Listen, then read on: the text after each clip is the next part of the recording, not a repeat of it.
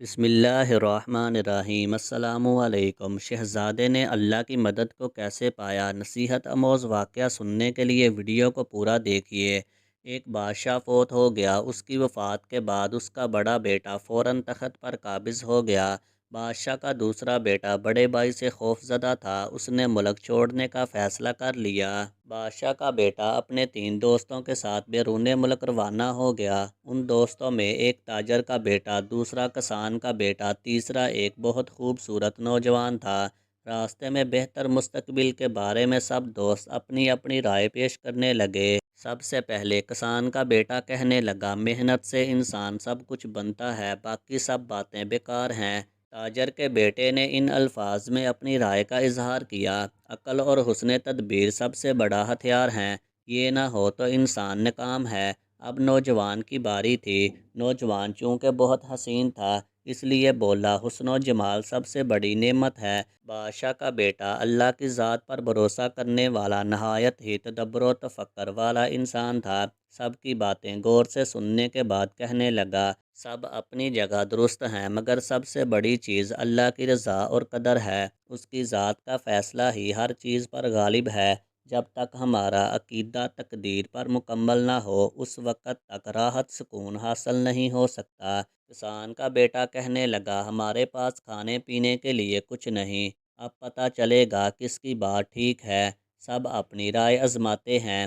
یہ لوگ چلتے چلتے دوسرے ملک میں داخل ہوئے۔ یہ لوگ اس شہر میں اجنبی تھے۔ انہوں نے ایک صحرا میں پڑاؤ ڈالا۔ پہلے دن انہوں نے کسان کے بیٹے کو کہا، آج ہم دیکھیں گے محنت کے کیا فائدے ہیں، جاؤ اپنی محنت سے آج کے کھانے کا انتظام کرو۔ کسان کا بیٹا اٹھا اور جنگل کا رخ کیا، لکڑیاں توڑی اور شہر میں آ کر 2 درہم کی بیچ دی۔ 1 درہم کا کھانا لیا، دوسرا درہم اپنے پاس محفوظ کر لیا۔ ساتھیوں کے پاس آ کر انہیں بھی کھانا کھلایا۔ اگلے دن تاجر کے بیٹے کا نمبر تھا کہ وہ عقل اور حسن تدبیر کا مظاہرہ کرے۔ وہ اٹھا اور ساحل سمندر پر آیا۔ سمندر میں سامان کی لدی کشتی ساحل کی طرف آ رہی تھی۔ تاجر کا بیٹا کشتی میں بیٹھ گیا، دوسرے راستے سے چپکے سے لدی کشتی کے مالک کے پاس پہنچا، اس سے سامان کا بھاؤ تاؤ کیا۔ ادھار پر سارا سامان 100 درہم میں خرید لیا۔ جب کشتی ساحل پر پہنچی تو مقامی تاجر انتظار میں تھے۔ تاجر کا بیٹا ان کے پاس آیا، سارا سامان 1100 درہم کے عوض بیچ دیا اور 1000 درہم سامان کے مالک کو دیے اور باقی جیب میں ڈالے۔ دوستوں کے لیے بہترین کھانا لیا، ان کو خوب سیر کرائی۔ سب نے اس کے حسن و تدبیر کی تعریف کی۔ اگلے دن خوبصورت نوجوان کا نمبر تھا، جس کا کہنا تھا، انسان خوبصورتی کے بلبوتے پر کامیابی حاصل کرتا ہے۔ دوستوں نے کہا، آج ہم دیکھیں گے کہ آپ کا حسن ہم کو کیسے کھانا کھلائے گا۔ وہ اٹھا اور ایک شہر کی طرف روانہ ہوا اور ایک گھر کے باہر درخت کے نیچے بیٹھ گیا۔ اوپر سے ایک خاتون نے کھڑکی سے جھانک کر دیکھا، ایک خوبصورت نوجوان پریشان بیٹھا ہے اور سوچ رہا ہے۔ اس نے بلا کر وجہ پوچھی، کھانا کھلایا کہ مسافر ہے؟ پریشانی کی وجہ پوچھی تو اس نے دوستوں کا قصہ سنایا۔ خاتون نے نوجوان کو کچھ رقم تھما دی۔ وہ نوجوان سب کے لیے کھانا لے آیا۔ سب نے اس کو بھی سراہا۔ اب بادشاہ کے بیٹے کی باری تھی۔ سب سوچنے لگے کہ کسان کے بیٹے نے بھی محنت کی اور تاجر نے بھی کچھ کیا، نوجوان نے بھی کچھ کر ہی لیا، مگر اب بادشاہ کا بیٹا جو کہتا ہے کہ اللہ کا فیصلہ رضا اور تقدیر ہر چیز پر غالب ہے، یہ کیا کر کے دکھائے گا؟ اب شہزادہ اللہ کا نام لیتا ہوا شہر میں داخل ہوا اور راستے کے کنارے جا بیٹھا۔ وہاں سے اسی ملک کے بادشاہ کا جنازہ لے جایا جا رہا تھا۔ وزراء، فوج، پولیس جنازے کو کندھا دیے جا رہے تھے۔ شہزادے کو راستے میں بیٹھا دیکھ کر پولیس آفیسر نے اس کو ڈانٹا، شرم نہیں آتی؟ بادشاہ کا جنازہ جا رہا ہے اور تم اس طرح بیٹھے ہو۔ بادشاہ کو دفنانے کے بعد جب پولیس آفیسر واپس آئے تو دیکھا شہزادہ اب بھی وہیں بیٹھا ہے، تو فوراً اس کو گرفتار کر کے جیل میں ڈال دیا۔ اب دوست انتظار کر رہے، شہزادہ واپس نہ آیا تو وہ شہزادے کو ڈھونڈنے کے لیے شہر کی طرف چل پڑے۔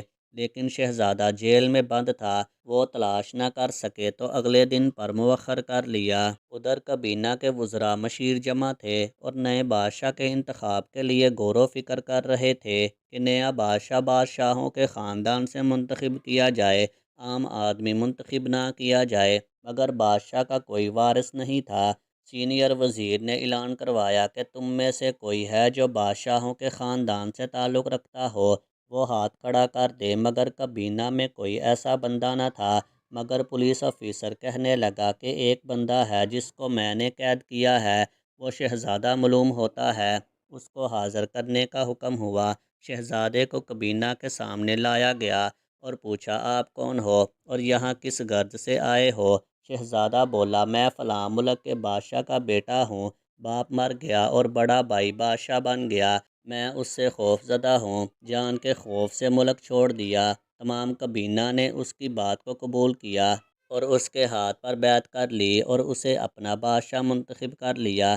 شہزادے کے منہ سے بے ساختہ نکلا، یقیناً اللہ کا فیصلہ تمام تدبیروں پر غالب ہے۔ اب وزراء نے بادشاہ کو ملک کی سیر کرانے کے لیے باہر نکالا۔ بادشاہ شہر میں گشت کر رہا تھا۔ لوگ بادشاہ کے پیچھے بادشاہ زندہ باد کے نعرے بلند کرتے ہوئے بادشاہ کے پیچھے جا رہے تھے۔ ادھر شہزادے کے دوست شہر میں اس کی تلاش میں نکلے تھے تو انہوں نے شہزادے کو اس حالت میں دیکھا تو سمجھ گئے، بے ساختہ بول اٹھے، واقعی اللہ کا فیصلہ تمام تدبیروں سے بڑھ کر ہے۔ وہ بھی بادشاہ زندہ باد کے نعرے لگاتے ہوئے بادشاہ کے ساتھ محل میں داخل ہو گئے۔ بادشاہ تخت پر بیٹھا، یہ لوگ اس کی خدمت میں حاضر ہوئے۔ بادشاہ نے ان کے سامنے کل کا جملہ دہراتے ہوئے کہا، اللہ نے یہ سب کچھ اس لیے کیا تاکہ تمہیں معلوم ہو جائے کہ اللہ کا فیصلہ رضا طاقت ہر چیز پر غالب ہے۔ اللہ جو چاہے کر سکتا ہے، جو جیسا گمان کرتا ہے اس کے ساتھ ویسا ہی معاملہ ہوتا ہے۔ بادشاہ نے تاجر کے بیٹے کو مشیر مقرر کر لیا، کسان کے بیٹے کو وزیر زراعت کے عہدے پر مقرر کیا اور جو خوبصورت نوجوان تھا اسے کہا، یہ عارضی حسن کسی فائدے کا نہیں، اس کو کچھ مال تحفے میں دے کر رخصت کر دیا۔ جس نے خدا کی ذات پر بھروسہ کیا، اللہ نے اس کو ہی ہمیشہ کامیاب کیا ہے۔ آپ نے بھی ہمیشہ بارہا تجربہ مشاہدہ کیا ہوا ہوگا کہ جو انسان مال، عقل، حسن و کمال پر اعتماد کرتا ہے وہ اس کے باوجود ناکام ہو جاتا ہے۔ عربی کا مقولہ ہے، تقدیر تدبیر پر ہنستی ہے۔ اپنا کام اخلاص اور نیک نیتی سے کرتے ہوئے اللہ پر بھروسہ کیجیے۔ اللہ سب کا حامی و ناصر ہو، آمین۔